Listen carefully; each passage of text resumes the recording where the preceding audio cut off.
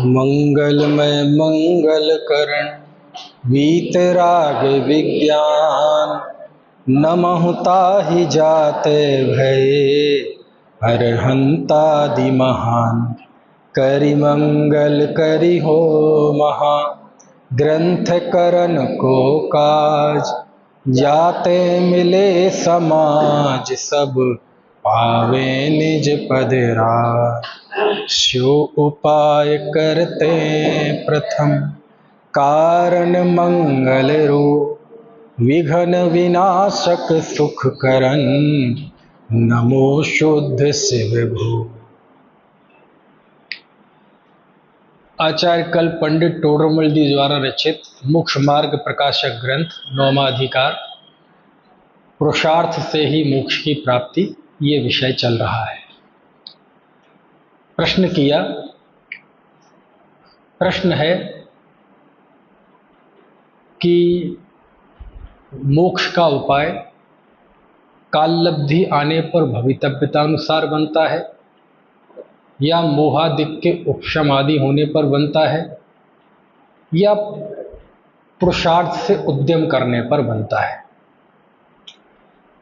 यदि पहले दो कारणों से बनता है तो हमें उपदेश क्यों देते हो, और यदि पुरुषार्थ से बनता है तो उपदेश तो सभी सुनते हैं। कोई पुरुषार्थ कर सकता है, कोई नहीं कर सकता है। ये पहला पैरा।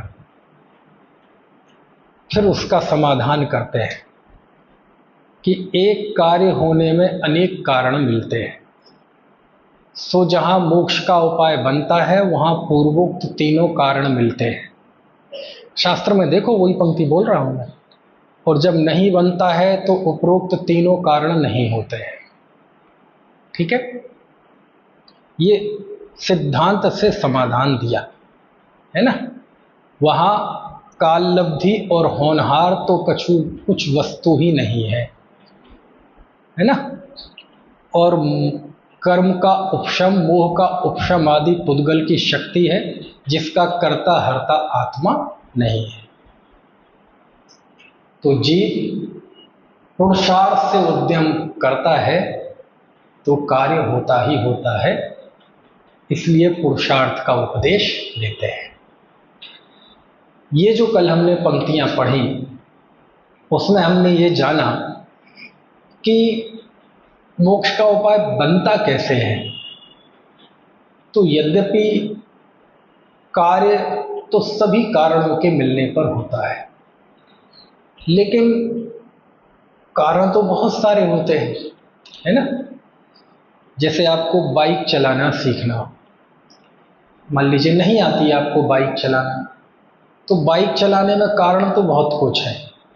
ठीक है, सड़क भी है, हवा भी है, प्रकाश भी है, पहिए भी हैं, मशीनरी है, उसकी इंजन है, पेट्रोल है, इलेक्ट्रिसिटी भी है, उसमें बैटरी है, सब कुछ है। तो वो तो जब चलेंगे तो सब कारण होंगे, सड़क भी, हवा भी, टायर भी, टायर के अंदर की हवा भी, इंजन भी। लेकिन हमें सीखना ये थोड़ी है। सीखना तो हमें क्या है, गति देना और संतुलित करना, यानी चलाना सीखना है। तो उसके लिए क्या करना पड़ेगा, पहले तो बढ़िया सड़क सुधरवाई जाए। कहते हैं आपका काम है उसे सीखना, क्योंकि आपकी कमी कहाँ है, अज्ञान है। और अज्ञान का उपाय क्या है, ज्ञान उसका उपाय। ऐसे कार्य तो जब भी होगा तो उसमें होनहार काललब्धि होगी, और जीव का विषय है तो मोह कर्म आदि का सब कर्म व्यवस्था भी होगी, और जीव का पुरुषार्थ भी होगा। तो सैद्धांतिक तो यह है कि जब कार्य होता है तो सब कारण होते हैं, लेकिन होनहार और काललब्धि तो कुछ वस्तु नहीं है। मतलब इसमें आप करोगे क्या, बताओ। कुछ कर सकते हो तो आपको अपनी बेटी की शादी करनी है और आप किसी से कहें कि अब बेटी बड़ी हो गई है और अब उसकी शादी करनी है, तो बताओ क्या करें। तो सामने वाला कहे शादी जब होनी होगी, जहां जैसी होनी होगी हो जाएगी। ठीक है, बात सही है कि गलत है? बात तो सही है, परमार्थ की बात है। लेकिन उसका समाधान तो नहीं हुआ ना। ये बात तो सब पे ही लागू होती है, क्योंकि काल लब्धि तत्समय की योग्यता का विचार करना मतलब शुद्धोपयोगी हो जाना। क्यों? उसकी दृष्टि से तो कोई जिज्ञासा ही नहीं होनी चाहिए हमारे अंदर। समझ गए? क्रमबद्ध पर्याय मतलब कोई जिज्ञासा ही नहीं होना मन में, कहाँ हुआ, कैसे हुआ, कब हुआ, क्यों हुआ। यदि हमारे मन में ये प्रश्न है, इसका मतलब अभी हमने तत्समय की योग्यता और काल लब्धि को नहीं समझा। काल लब्धि तो भागने का अंत है। काल लब्धि यानी हम भागना बंद कर दें, बस स्वभाव में स्थित हो जाए, ये क्रमबद्ध पर्याय, ये काल लब्धि है। लेकिन अभी उतनी गहराई में तो जीव पहुंचा नहीं है, बहुत उत्कृष्ट अवस्था है। क्रमबद्ध पर्याय का जो व्याख्यान गुरुदेव ने किया, यद्यपि क्रमबद्ध पर्याय तो उन्होंने सेपरेट अलग से तो व्याख्यान किए नहीं, वो तो प्रवचन सार जब वो बांच रहे थे सभा में, तो प्रवचन सार में केवल ज्ञान का स्वरूप आया है ना, तो वहाँ ज्ञानाधिकार है, एक बहुत विस्तार से केवल ज्ञान का वर्णन है। तो उसकी व्याख्या करते हुए, उसकी टीका पढ़ते हुए वहाँ उन्होंने पर्याय की क्रमबद्धता की बात की। जो प्रकाशित है उनके वो व्याख्यान पब्लिश्ड है पुस्तक के रूप में, और उस पुस्तक का नाम क्या है? ज्ञान गेय स्वभाव। यही नाम है, ज्ञान गेय स्वभाव, ऐसा पुस्तक का नाम है, जिसमें गुरुदेव श्री के वहाँ के व्याख्या, उसमें उन्होंने क्रमबद्ध पर्याय की, मतलब पर्यायों की क्रमबद्धता की थोड़ी बात की है। वो क्योंकि केवल ज्ञान के प्रसंग में, कि यदि क्रमबद्ध नहीं होंगे तो केवल ज्ञानी जानेंगे कैसे? क्योंकि उनने जान लिया है, इससे पता चल गया कि सब कुछ क्रमबद्ध है। आपसे पूछा जाए कि आपका कल का क्या प्रोग्राम है, आपका शिविर 31 तारीख से, उसका दिन भर का क्या प्रोग्राम है, आपने सुनिश्चित कर रखा होगा, तय कर रखा होगा, तो आप बता देंगे, और तय ही नहीं होगा तो बता ही नहीं पाएंगे। समझ में आए ना? ये उदाहरण है केवल। ऐसे ही चूंकि सर्वज्ञ सब जानते हैं, इसका मतलब क्या है? जो होना है वो सब फिक्स है, अन्यथा जानते कैसे? आप सोचो, भविष्य में क्या होगा ये निश्चित नहीं है, तो फिर सर्वज्ञ की सिद्धि हो पाएगी? क्योंकि जब निश्चित ही नहीं है तो क्या जानेंगे? समझ गए आप? तो काल लब्धि की बात होना, क्रमबद्ध की बात होना, ये तो वास्तव में बहुत स्वावलंबन की दशा है। ये सब कुछ क्रमबद्ध है, तो मैं किसको जानूं किसको नहीं जानूं ये भी मेरे ज्ञान पे भार नहीं होना चाहिए। मैं आत्मा को जानूं ये भी विकल्प छूट जाएगा। तो वो जो ज्ञान निर्भर हुआ, वो स्वसंवेदन ज्ञान, वो सहज ज्ञान, उस निर्भर ज्ञान में ही आत्मा का अनुभव होता है, और वो ही अनुभूति है। समझ में आया? अब वो क्रमबद्ध पर्याय का फल है, वो तो बहुत उत्कृष्ट दशा है। समझ में आया ना? तो आखिरी में पहुंचना वही है, कहाँ? काल लब्धि और होनहार जहां ले जाते हैं। लेकिन एक व्यक्ति तो, एक बच्चा तो है, आलस खा के आराम से सो रहा है, न ट्यूशन जाना, न पढ़ना, माँ बाप चिल्ला रहे हैं, पढ़ा हुआ है, ठीक है। और एक व्यक्ति खूब मेहनत की और आज उसका रिजल्ट आना है, और रिजल्ट में वो टॉप पास हुआ, पूरे यूपी में फर्स्ट आया, बहुत दिन से चिंता थी। उसके बाद वो आराम से थोड़ा सो रहा है, शांति की नींद में। तो दोनों ही सो रहे हैं, लेकिन दोनों में फर्क क्या है? समझ में आया ना? एक पहले बिंदु पे भी नहीं है और एक आखिरी बिंदु तक पहुंच गया है। खैर, पता नहीं क्यों मैंने ये बात छेड़ दी।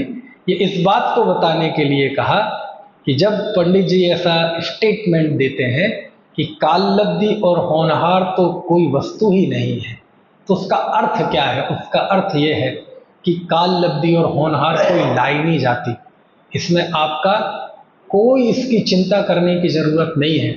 क्या जब हम बेटी के विवाह की चिंता करते हैं, लड़का देखते हैं, तो क्या ये उस समय सोचते हैं यार पता नहीं होनी है कि नहीं, उसकी होनहार नहीं हुई तो क्या होगा, और काल लब्धि नहीं आई होगी तो क्या होगा? ऐसा कोई सोचता है? नहीं सोचता है ना। ये तो कब सोचते हैं कि खूब कोशिश कर रहे हैं, खूब बायोडाटा देख रहे हैं, ठीक है ना। अब आज का ज़माना तो व्हाट्सएप कहने, पहले गांव-गांव जाते थे देखने के लिए, बहुत परेशान हो रहे हैं, चप्पल घिसी जा रही है, चिंता हो रही है, शुगर हो गई, ब्लड प्रेशर हो गया, मोहल्ले वाले भी और रिश्तेदारों में भी नाक में दम कर रखी है, कब करोगे, तो बहुत परेशान है, कोशिश पूरी कर रहे हैं। तो उस समय पत्नी कहती है, अरे चिंता ना कर, जब होनी होगी हो जाएगी, जैसी होनहार होगी वैसी ही होगी, जिससे होनी होगी उसी से होगी, ज़्यादा आकुलता मत करो। ये तो काय के लिए है, ये थोड़ा बीच में थोड़ा सा सांस लेने के लिए है, उस सुबह फिर भागता है उसी काम के लिए। तो जो लौकिक क्षेत्र में है वो यहाँ है, क्योंकि इंसान तो वही है ना, ज्ञान तो वही है ना, बुद्धि तो वही है ना। जो बुद्धि लोक में लगती है वो वही बुद्धि आत्म कल्याण में लगती है। लोक का साधन भी यही बुद्धि है और आत्म कल्याण का साधन भी यही बुद्धि है, तो इसको जहां लगा दो वैसी लग जाती है। तो कहते हैं काल लब्धि और होनहार तो कोई वस्तु नहीं है।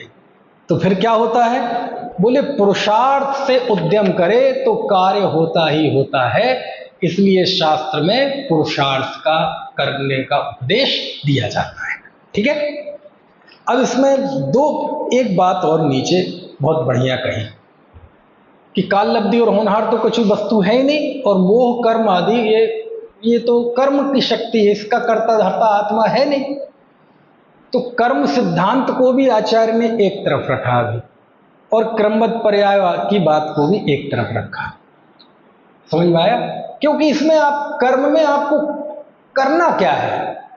जैसे आपको पेट दर्द है, डॉक्टर के पास जाओगे तो क्या करेगा, ये टैबलेट है, क्या करूं, और इसको खा लो, और क्या करना है, बस तुम्हें ये टैबलेट खाना है, नहीं और क्या करना है, बस यही करना है। और क्या होगा, बहुत कुछ। वो पेट में जाएगी, पेट में जाने के बाद उसमें क्या केमिकल प्रोसेस होगी, वो सब होगी, वो सब होगा, लेकिन तुम्हें क्या करना है, बस वो टैबलेट खानी, बाकी काम उसकी चिंता नहीं करनी है। तुम्हें केवल चिंता नहीं खाने और खाने की करनी है, बाकी वो अरे यार ये बनाई है टैबलेट, ये कैसे बनाई इसने, वो केमिकल भूल तो नहीं गया है ना, ये गोल क्यों, देखो डॉक्टर कह रहा है तुम 3-5 में मत पढ़ो, बस मैं कह रहा हूं ये गोली है, ये खा लो, बस तुम्हारी तकलीफ ठीक हो जाएगी, बाकी की चीजें वो सब होंगी, लेकिन उसमें तुम्हें कुछ नहीं करना है। अच्छा बेटे आप लोग बताओ, जैसे फॉर्म भरते होंगे, भरते कि नहीं, मान लीजिए आपने वो इंजीनियरिंग का टेस्ट होता है ना, कौन सा कहलाता है, AIEEE, उसका आपने फॉर्म भरा। अच्छा आपका कर्तव्य क्या है, फॉर्म भरना है ना। तो फॉर्म भरने के बाद क्या होता है, बहुत कुछ होता है। फॉर्म जाता है, एक्सेप्ट आपने तो कर लिया, रिसीव ले ली, उसके बाद उस पर लंबी प्रक्रिया चलती है, चलती कि नहीं, वो फॉर्म चेक होता है, डॉक्यूमेंट चेक होते हैं, सब होता है, एक एक प्रक्रिया होती है, कई मशीन काम करती है, मतलब कंप्यूटर, कई मैनुअल काम भी होते हैं। आपको तो बस मौके पे आपको प्रवेश पत्र दे दिया जाएगा, लेकिन फॉर्म भरने से लेके प्रवेश पत्र आने तक की प्रक्रिया में बहुत कुछ हुआ है, और वो आपका ही काम है। किसका काम है, आपका काम है, आप नहीं कर रहे, लेकिन वो काम किसका है, आपका, वो हो रहा है ना। आपका काम क्या है, फॉर्म भरो और प्रवेश पत्र लो, ये आपका काम, बाकी भी होगा, लेकिन उसमें आपको चिंता नहीं करनी है। समझ में आ रही बात।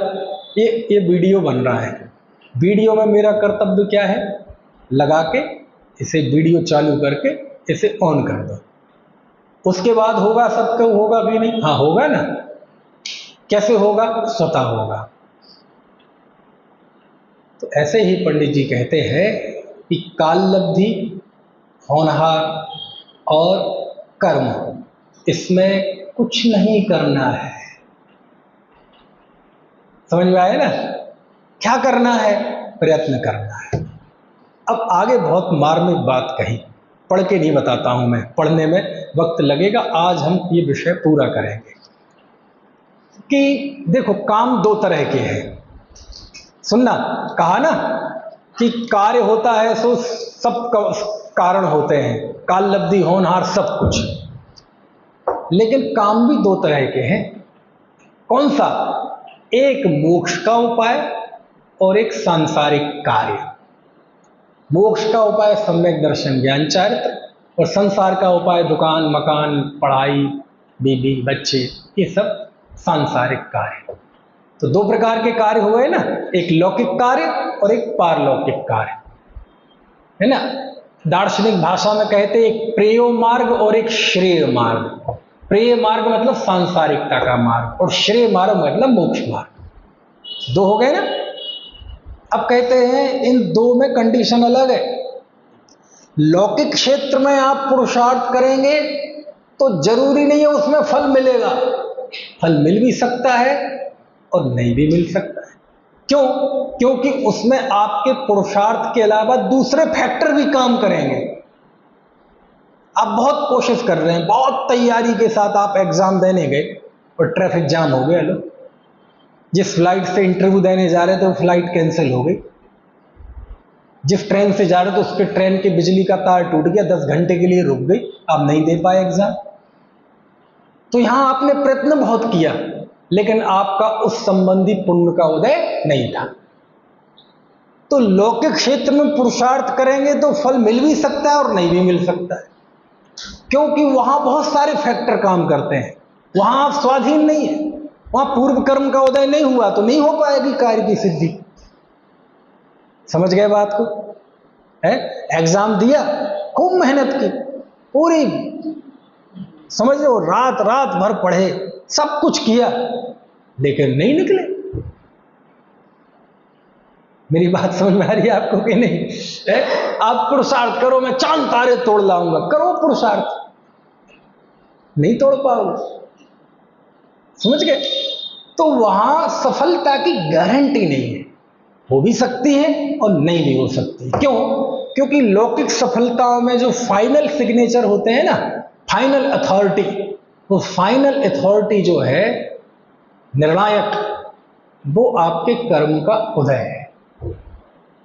काल लब्धि होनहार है, सब मिलके है। यदि वो नहीं होगी तो आप कितनी कोशिश करो, हर कार्य के लिए पुण्य का उदय चाहिए। यदि आपको खुजली भी होती है ना, तो खुजली से जो आपको तकलीफ हुई उसके लिए भी आपको पुण्य का उदय चाहिए। यदि पुण्य का उदय नहीं होगा तो आप खुजली नहीं कर पाएंगे। मान लीजिए शरीर में पैरालिसिस है किसी को, अब खुजली हो रही, अब खुजली नहीं कर सकता, वो क्या पुरुषार्थ करे? वो खूब विकल्प करे, खूब इच्छा करे, नहीं आदमी क्या नहीं कर सकता, मैं तो खुजली नहीं कर पाऊंगा। क्योंकि लौकिक कार्य में आपका पुरुषार्थ फल मिल भी सकता है और ना भी मिले।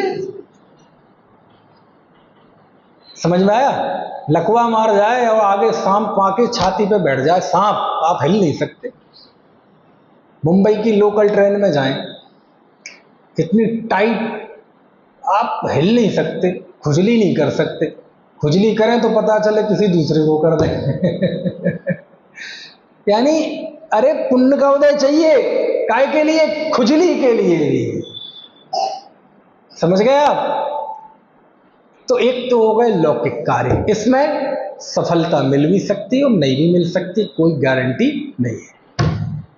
तो कहते इसमें तो हम कुछ नहीं कहते।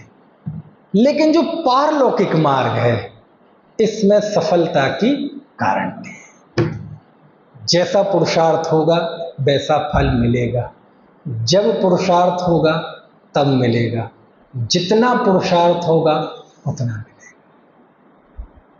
ये पंडित जी लिख रहे हैं कि इसलिए ये जो मैं कह रहा हूं कि पुरुषार्थ करने से कार्य की सिद्धि होती है, इसको केवल मोक्ष मार्ग में लगाना, संसार के मार्गों में मत लगाना, दुकान मकान परीक्षा नौकरी में मत लगाना। उसमें तो मिल भी सकती है और नहीं भी मिल सकती है। समझ में है ना? बोले वहां पुरुषार्थ की हम प्रेरणा नहीं दे रहे हैं, क्योंकि वहां पुरुषार्थ में आप पराधीन हैं। लेकिन मुक्ति मार्ग के पुरुषार्थ में आप स्वाधीन हैं। क्यों?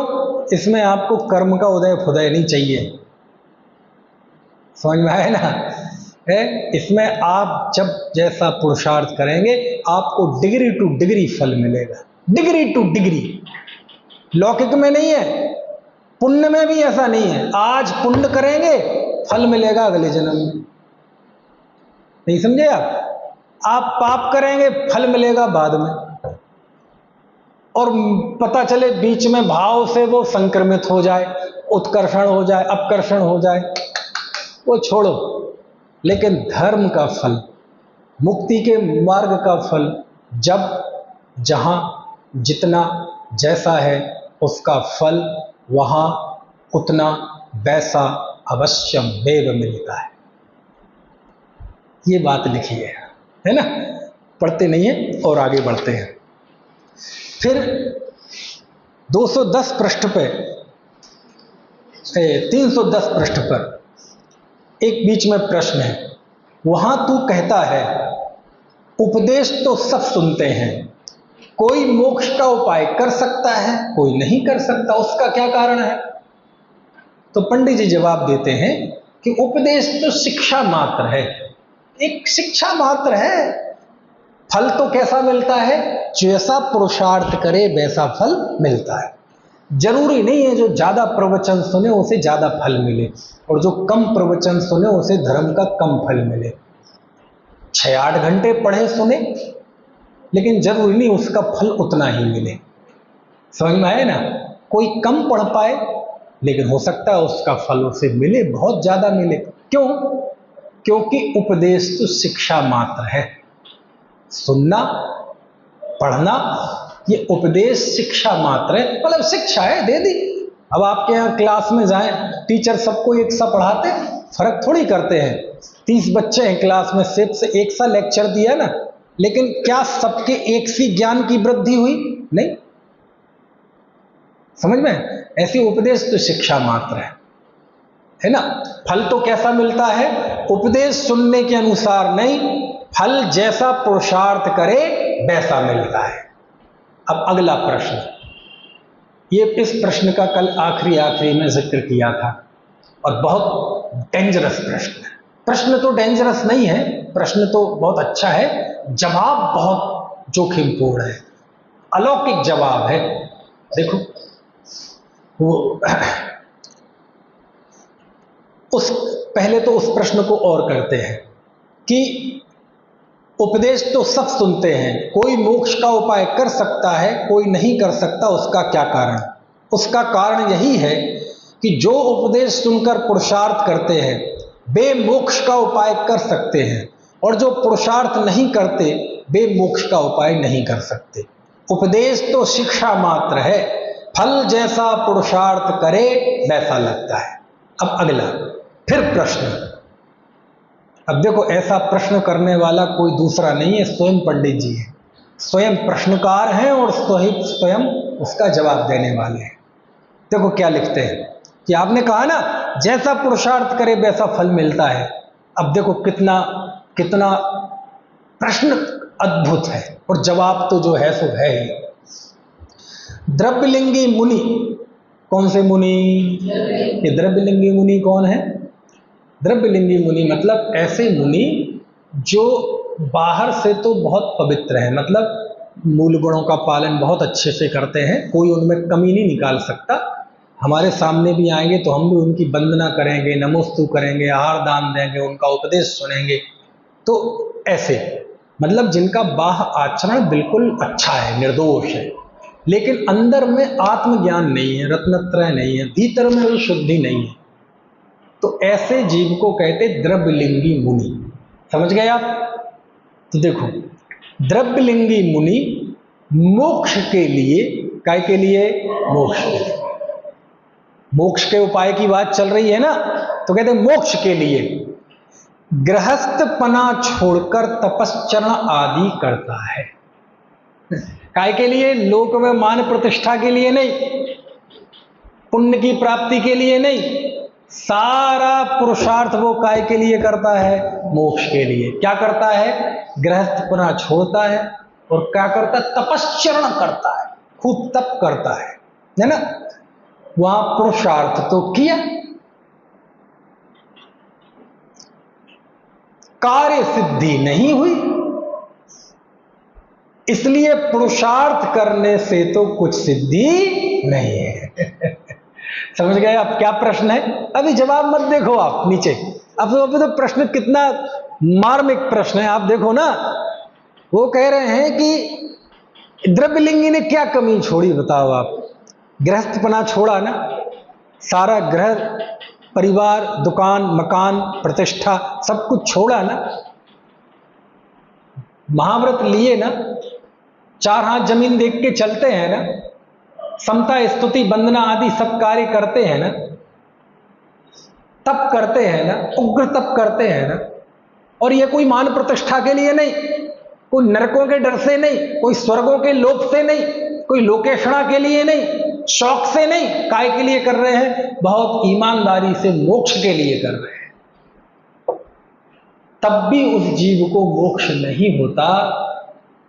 आप खुद ही पढ़ के बताते हैं, बोले कोटि जन्म तप तपे ज्ञान बिन कर्म झरे जे, ज्ञानी के छिन्माही त्रिगुप्ति ते सहज टरे जे, मुनि व्रत धार अनंत वार ग्रेवक उपजाए। अब प्रश्न ये है कि जब वो इतना पुरुषार्थ कर रहा है, फिर उसको काम क्यों नहीं होता, उसको एक कार्य की सिद्धि क्यों नहीं होती? आपने कहा ना पुरुषार्थ करे तो फल मिलता है, उसके पुरुषार्थ में क्या कमी है बताओ? पुरुषार्थ कर रहा है ना वो, तुम बातें कर लो, एक दिन नग्न रह के बताओ, पता चल जाएगा कितना पुरुषार्थ कर रहा है।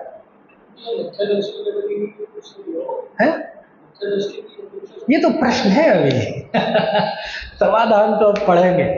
अब इस प्रश्न का जो जवाब पंडित जी ने दिया है वो इतना अद्भुत है तो अद्भुत, लेकिन थोड़ी आजकल की पत्रकारिता की भाषा में कहूं कि यदि ऐसा जवाब कोई दे देवे और सामने वाला कोई थोड़ा सा गुस्से वाला आदमी हो और बगल में कुछ रखा हो ना, तो फेंक के मार देगा।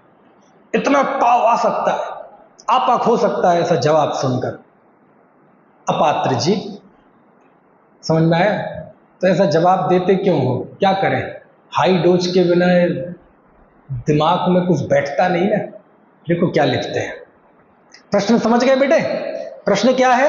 द्रव्यलिंगी मुनि इतना पुरुषार्थ करता है तब भी उसके कार्य की सिद्धि क्यों नहीं होती? जवाब, अन्यथा पुरुषार्थ करके फल चाहे तो कैसे सिद्धि हो? कौन सा पुरुषार्थ? अन्यथा पुरुषार्थ। ये वो जवाब है जिसके लिए मैं कह, अन्यथा पुरुषार्थ समझ गया मतलब? पंडित जी कह रहे हैं उसका सारा पुरुषार्थ अन्यथा है, उल्टा है, विपरीत है।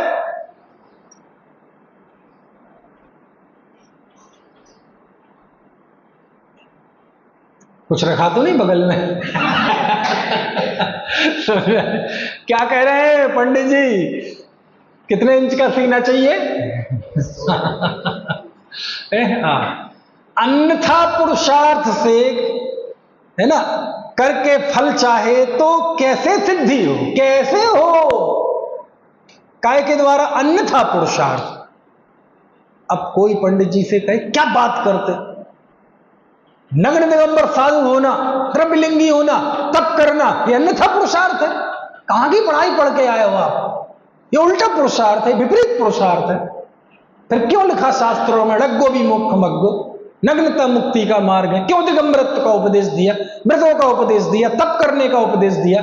कीजे शक्ति प्रमाण, शक्ति बिना सरदा धरे, तब जम सकई तम की रही। माने उसका पुरुषार्थ उल्टा पुरुषार्थ है। वो मुनि बन रहा है, उसका पुरुषार्थ उल्टा है। वो तप कर रहा है, व्रत कर रहा है, उल्टा पुरुषार्थ है, अन्यथा पुरुषार्थ है, विपरीत पुरुषार्थ है। मोक्ष मार्ग नहीं है तो संसार मार्ग का पुरुषार्थ है। पंडित जी कह रहे हाँ ऐसा ही। मैं कह रहा था ना कि ऐसा जवाब दिया है कि सच्ची में कोई गुस्से में कुछ फेंक के मार दे, हम मरे जा रहे, तुम कह रहे उल्टा पुरुषार्थ है। समझ गए आप? देखो यही लिखा ना है, पढ़ के बताना निर्वेद, यही लिखा ना, कुछ गलत तो नहीं पढ़ रहा मैं? उसका समाधान क्या लिखा, पढ़ के बताना। पुरुषार्थ से फल चाहे तो कैसे सिद्धि हो। तपश्चर्या वह बात साधन में अनुरागी होकर प्रवर्ते, उसका फल शास्त्र में तो शुभ शुभ बलि कहा है, और यह उससे मोक्ष चाहता है, कैसे होगा, यह तो भ्रम है। वाह समझ गए कि वो जो तपश्चर्या आदि व्यवहार साधन कर रहा है और अनुरागी होकर कर रहा है, उससे तो शास्त्रों में शुभ बंध कहा है, उससे तो उसे पुण्य का बंध होगा। क्या काय का बंध होगा? पुण्य का बंध।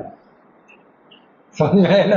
पुण्य बहुत लगेगा, पुण्य बहुत बनेगा, बहुत पुण्य बनेगा, शुभ बंध होगा, है ना?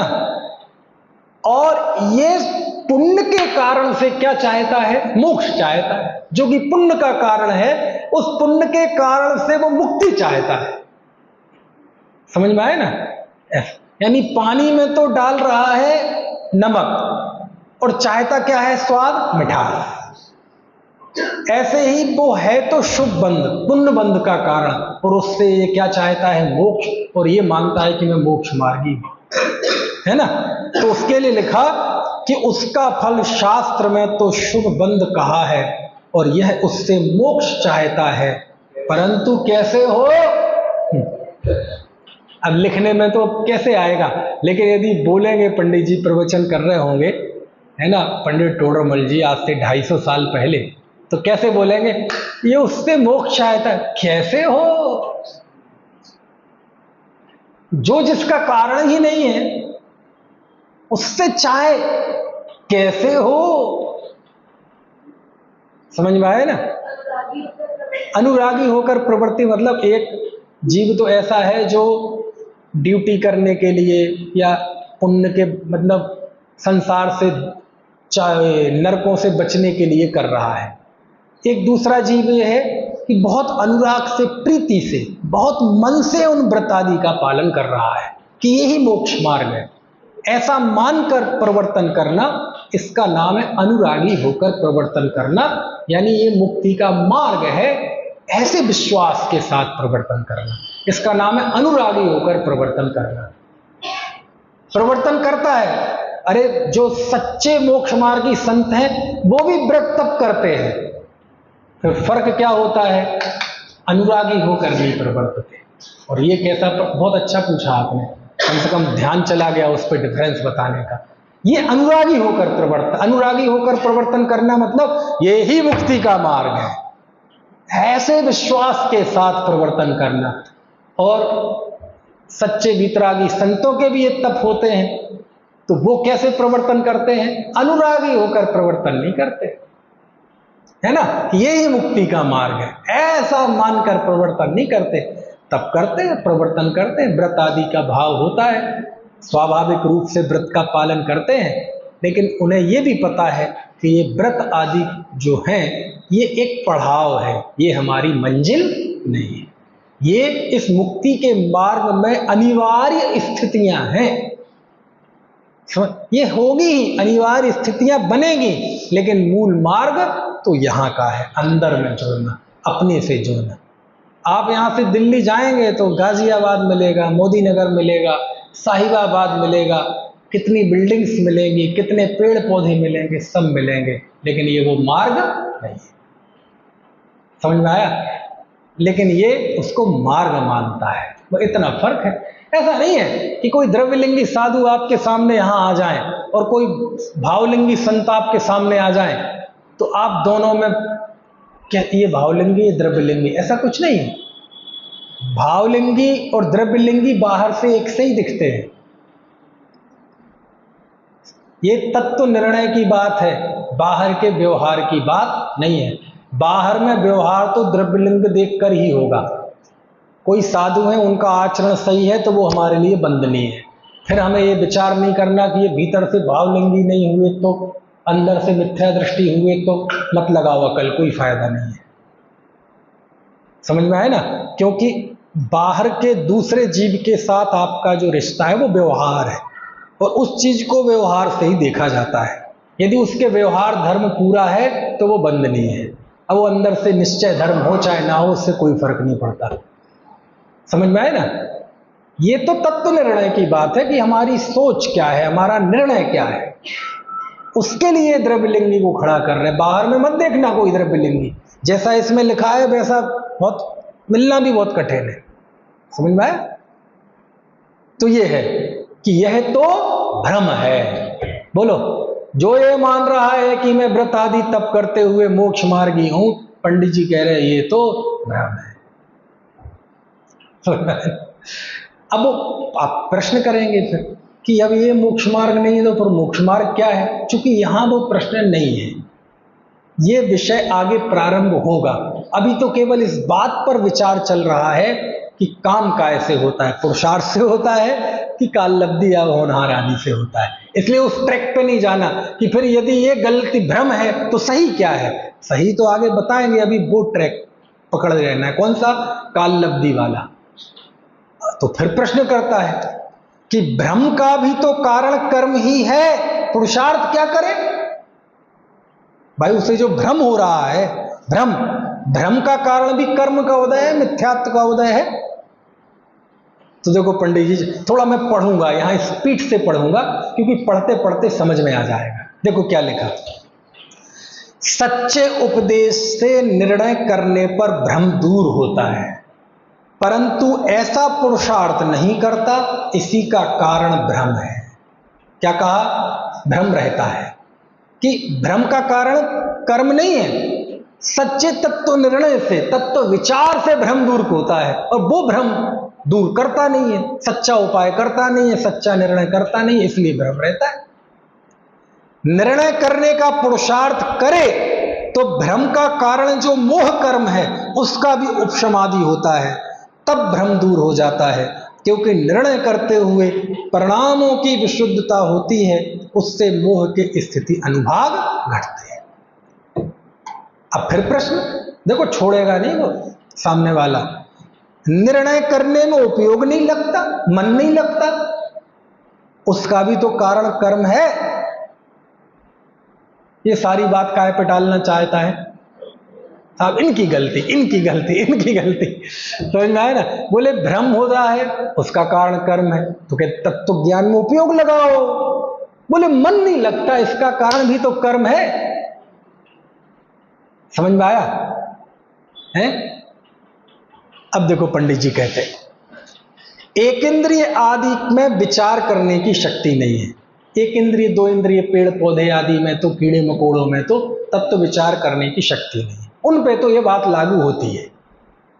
उनको तो कर्म ही का कारण है, मतलब वो तत्व विचार नहीं कर पा रहे हैं, पेड़ पौधे है ना, कीड़े मकोड़े, तो भाई कर्म का उदय है, वो कर ही नहीं सकते। पेड़ पौधे सम्यक दर्शन प्राप्त कर नहीं सकते, वहां तो कर्म कारण है। लेकिन इसको तो ज्ञानावरणादिक के 6 उपशम से निर्णय करने की शक्ति हुई है। जहां उपयोग लगाए उसी का निर्णय हो सकता है, परंतु यह अन्य निर्णय करने में उपयोग लगाता है, यहां उपयोग नहीं लगाता। यह तो इसी का दोष है, कर्म का तो कुछ भी प्रयोजन नहीं है। अच्छा, लौकिक कार्य में कहां लगाता है? दुकान क्यों नहीं खोली? कर्म के उदय के अनुसार जो पैसा मिलना होगा मिलेगा, नहीं मिलेगा नहीं मिलेगा। दुकान में किसी ने सोचा कभी? सोचा क्या? भोजन कर लो, पुण्य के उदय में भोजन करना होगा तो हो जाएगा, नहीं होगा तो नहीं होगा। ऐसा किसी ने सोचा कभी? सोचा? बताओ आप में से किसी ने सोचा हो तो है? तैयारी कर लो भैया नौकरी की या पढ़ाई, जो उदय में होगा वो मिल जाएगा। उसमें कभी किसी ने सोचा? उसमें नहीं सोचता, जबकि उसमें पुरुषार्थ का फल मिलेगा नहीं मिलेगा गारंटी नहीं है, और यहां पूरा मिलेगा, लेकिन यहां कह रहा है कि ये सब कर्म का है। ये लिखा है। फिर देखो, फिर प्रश्न, सम्यक्त्वा चारित्र का घातक मोह है, उसका अभाव हुए बिना मोक्ष का उपाय कैसे बन सकता है? कि जब तक कर्म है तब तक मोक्ष कैसे हो जाएगा? उत्तर, तत्व निर्णय करने में उपयोग नहीं लगाता, यह तो इसी का दोष है। जब पुरुषार्थ करके तत्व निर्णय में उपयोग लगाता है तब स्वयं ही मोह का अभाव होने पर सम्यक्त्वादि रूप मोक्ष के उपाय का पुरुषार्थ बनता है। इसलिए अब सुनो सुनो, पुरुषार्थ क्या करना है। अब 1.25 घंटे की चर्चा के बाद अब आखिरी के 15 मिनट में सार आने वाला है कि हमें पुरुषार्थ क्या करना है, क्या करे पुरुषार्थ जी। इसलिए मुख्य पने तो काय का मुख्य पने, मुख्य पने मतलब समझ गए आप, कहते ना मुख्य काम तो ये है, असली काम तो ये करने का है। अब मुख्य काम सुन लो भैया, ये सीख के जाना। मुख्य काम तो तत्व निर्णय में उपयोग लगाने का पुरुषार्थ करना है। काय में? तत्व निर्णय। समझ में आया? तथा जो उपदेश भी देते हैं वह यही पुरुषार्थ करने के लिए दिया जाता है। इस पुरुषार्थ से मोक्ष के उपाय का पुरुषार्थ आप ही से सिद्ध होता है। समझ में आया?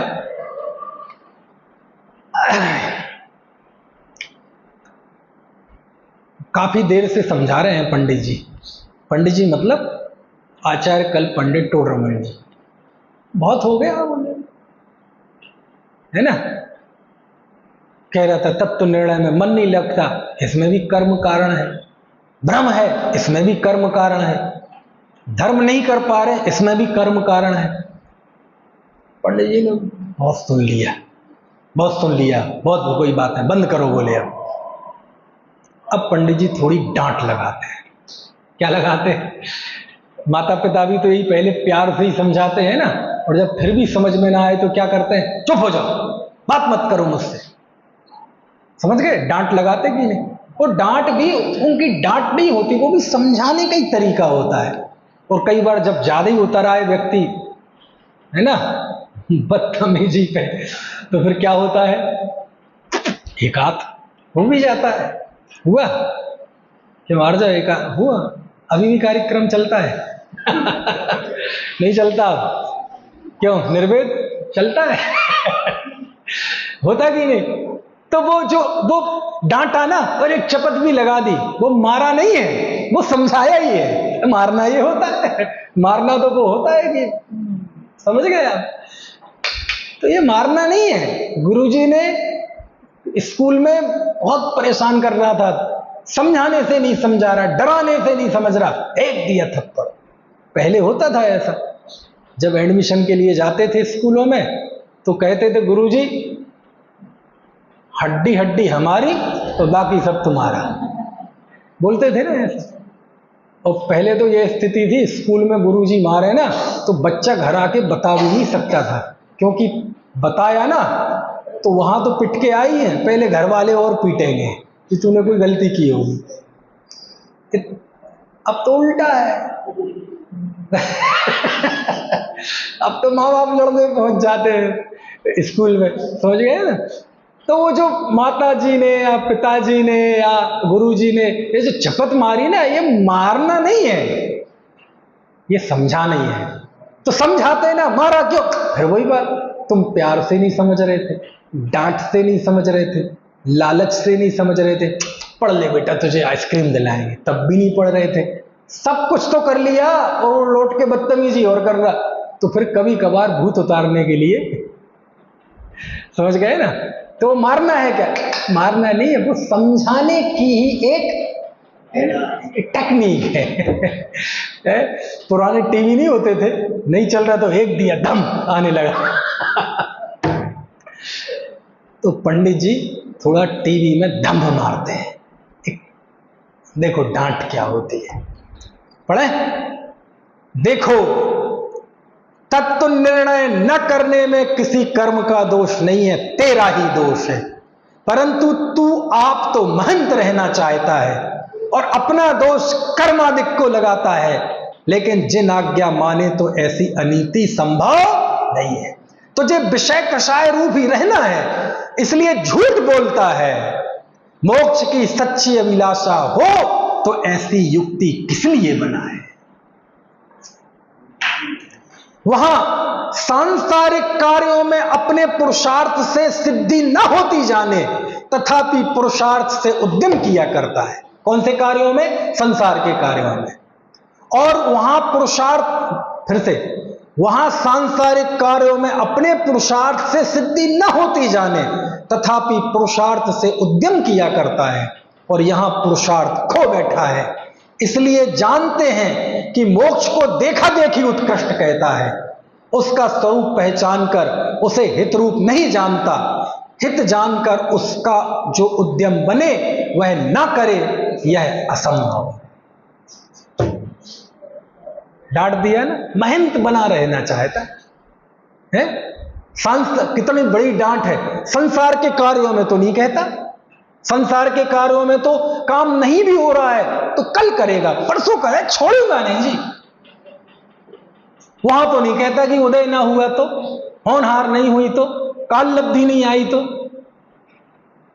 और यहां बातें बना, महंत बना रहना चाहता है।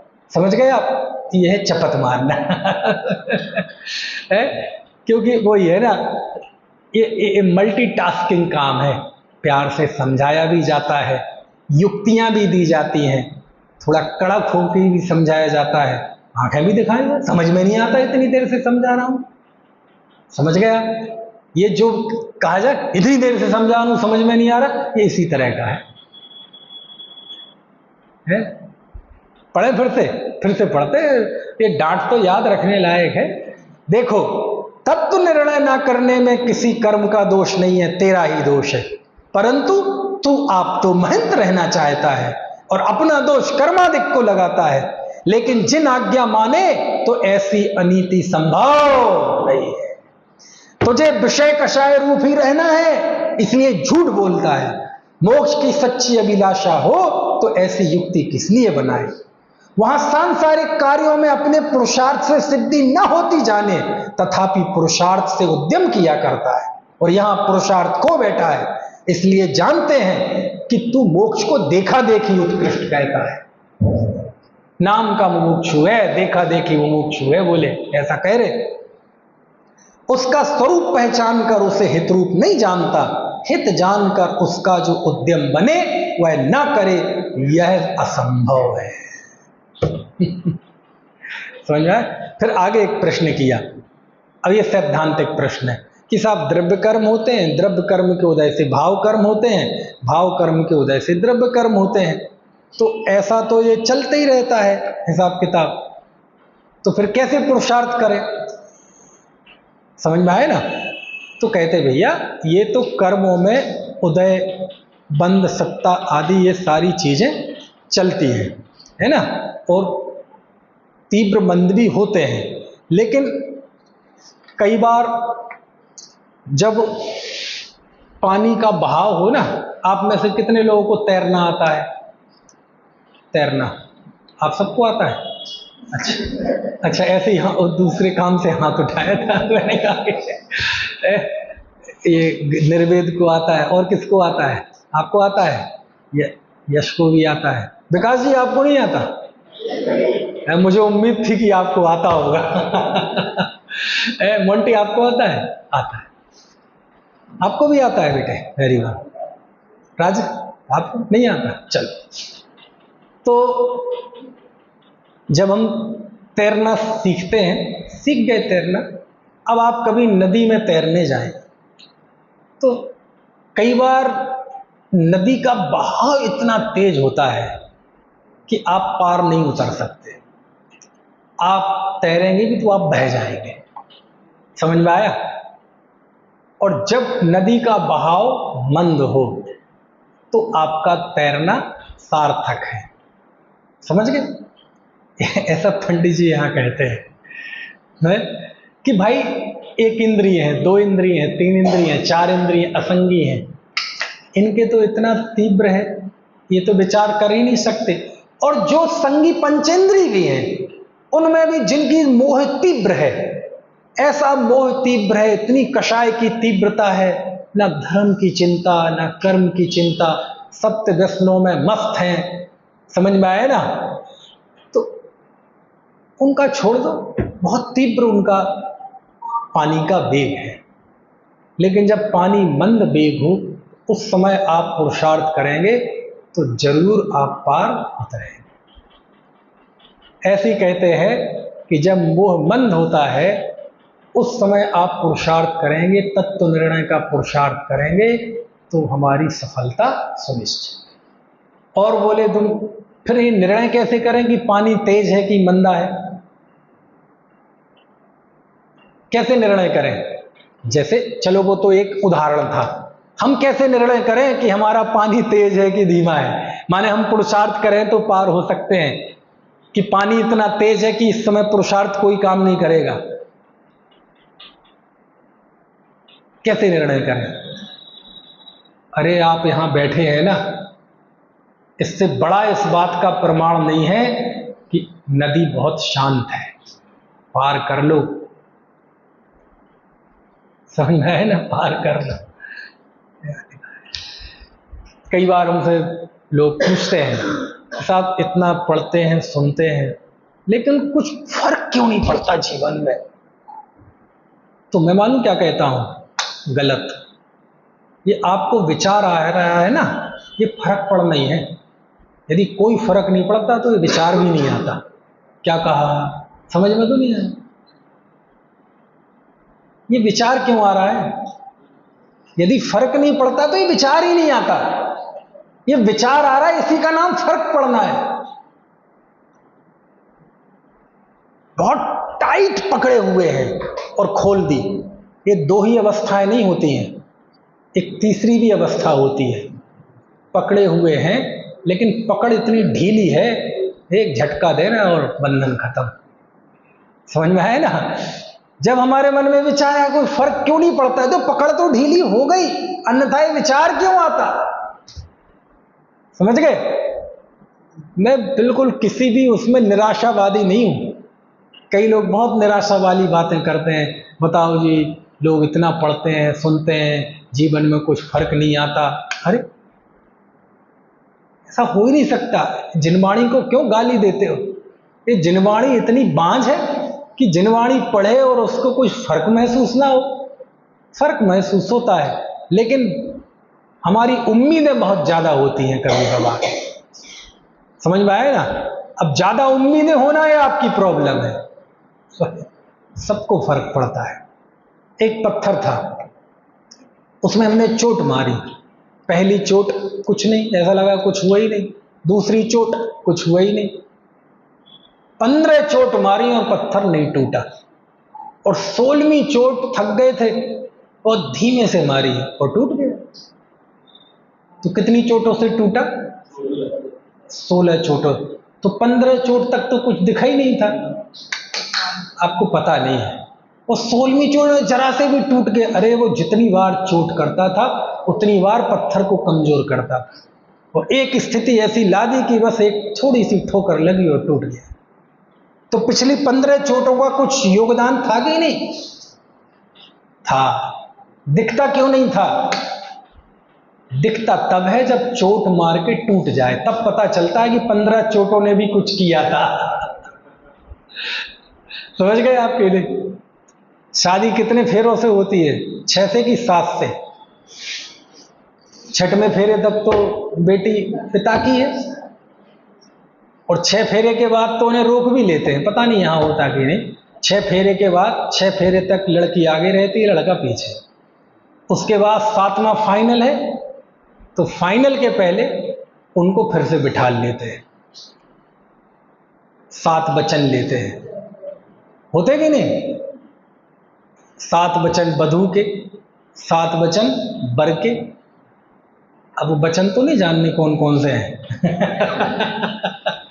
मैंने भी लिए लेकिन पता नहीं है। उस समय आदमी के आंखों पे ऐसा पर्दा पड़ा रहता है। हाँ जी, जो पंडित कहता जा रहा है हाँ जी कबूल है। तो अब उस समय समझाता है, देखो भाई 6 फेरे हुए हैं, अभी भी कुछ बिगड़ा नहीं। नहीं तो फिर बिगड़ तो रहा ही है। अभी भी मना कर दो, क्योंकि यदि 7वां फेरा पड़ गया फिर तो हो गया। फिर तो तुम माथा पटकना, तब भी हम समझ गए। तो शादी कौन से फेरे से हुई? 7वें से। तो 6 में टाइम खराब क्यों करते हो? अरे वो 6 के बाद ही पड़ता है तो ही वो 7वां है, समझ गए? हाँ, पंडित जी कहते हैं हर चोट का, हर तत्व विचार का, हर पल के तत्व विचार का फर्क पड़ता है। इसलिए एक इंद्रिय से असंगी पंचेंद्रिय तक तो छोड़ दो, उनको तो तत्व विचार करने की शक्ति नहीं है, लेकिन जिनमें है उनमें यदि मोह की तीव्रता है तो भी पुरुषार्थ काम नहीं करेगा। लेकिन पुरुषार्थ मंद है, मोह का उदय मंद है तो पुरुषार्थ काम करेगा। लेकिन पता कैसे चले मोह मंद है? अरे आपको तत्व विचार हो पा रहा है, इसका ही नाम है कि बहुत मंद है, बिल्कुल दम नहीं है इस प्रवाह में, बस एक बार डुबकी लगाने की जरूरत। समझ में आया ना? ये पंडित जी कहते हैं कि जीव का एकमात्र कर्तव्य तो तत्व विचार करना है, तत्व निर्णय करना है, ये असली पुरुषार्थ है। तत्व निर्णय करना मतलब क्या? तत्व मतलब हकीकत, वास्तविकता, वस्तु का स्वरूप, रियलिटी।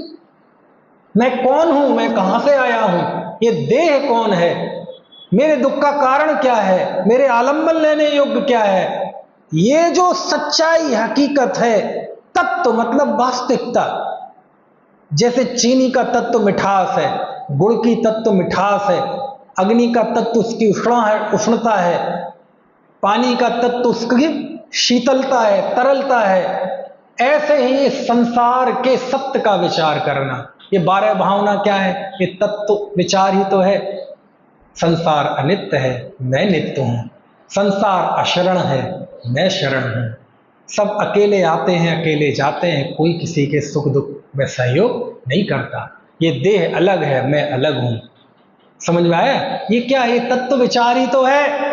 बोले इसका निर्णय करना जीव का प्रथम प्रधान पुरुषार्थ ये।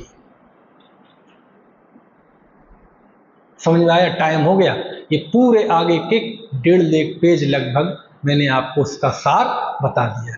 और फिर देखो आखिरी पंक्ति पढ़ लें कि जब पंडित जी ने बता दिया कि भैया एक इंद्रिय आदि से तो निकल आए, संगी पंचेंद्रिय हो गए, तत्व विचार की शक्ति हो गई, जो पानी का तेज बहाव था अब वो बहाव भी नहीं रहा, बिल्कुल मंद है पानी। अब ऐसे में क्या करो, ऐसे में क्या करना चाहिए? तो पंडित जी की पंक्ति पढ़ते हैं। देखो पेज नंबर 313, ये बस 1.5 लाइन पढ़ते हैं, बीच में है बोल्ड लेटर में गहरे अक्षरों में। इसलिए अवसर चूकना योग्य, चूके मत चौहान। क्या लिखा? पढ़ना जरा, एक साथ पढ़ो। इसलिए अवसर चूकने योग्य, सब कह दिया। इसलिए लोहा गर्म है हथौड़ा मार दो।